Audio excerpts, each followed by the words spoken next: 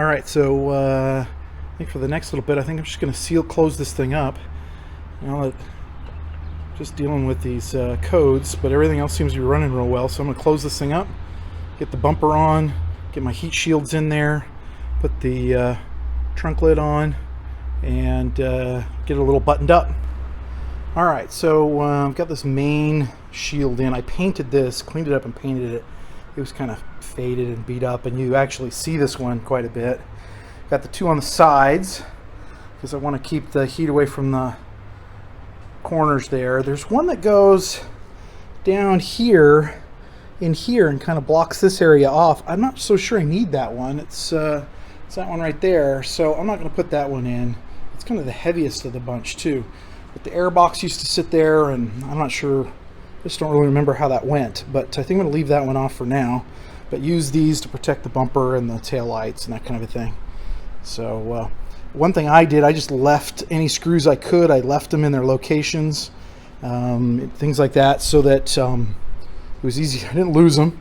I could find them all again, and it helped me in figuring out which holes to get these things back in, because you always gotta fiddle with them a little bit to figure them out again. So, all right, so there's the shield in and the two brackets on for the bumper, and quick pretty look down the engine. There's the PPE pipes, new 6-speed tranny, all the good stuff.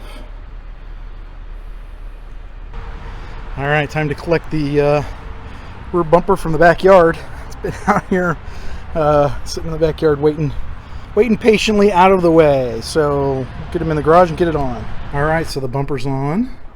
It's not really that difficult. Well, it's almost all the way on. I still have a couple clips, but really you have two screws, one here, and matching on the other side. You've got one screw underneath here, which kind of attaches the fender right there, and then you have, what is it, 5 of these little push clip things across the top, and there's 2 little screws on both sides that kind of connect the inner fender with the lower fender on both sides, and that's it. You do have 2 little clips down here that you got to connect, quick clips with the lights for down here, and then I'll be ready. Now, the one trick I found, you go to set this thing up here and it doesn't want to stay, so I just threw a couple screwdrivers in each corner.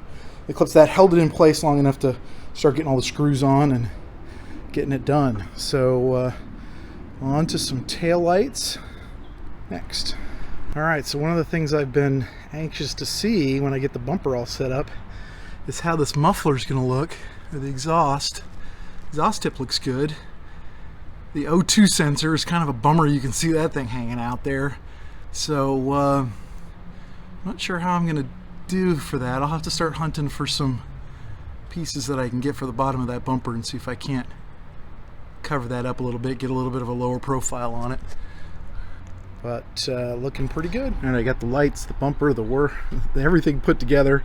Wheels on. They're the old wheels, and I'm going to get rid of those. So I'm going to see if I can have some fun with them.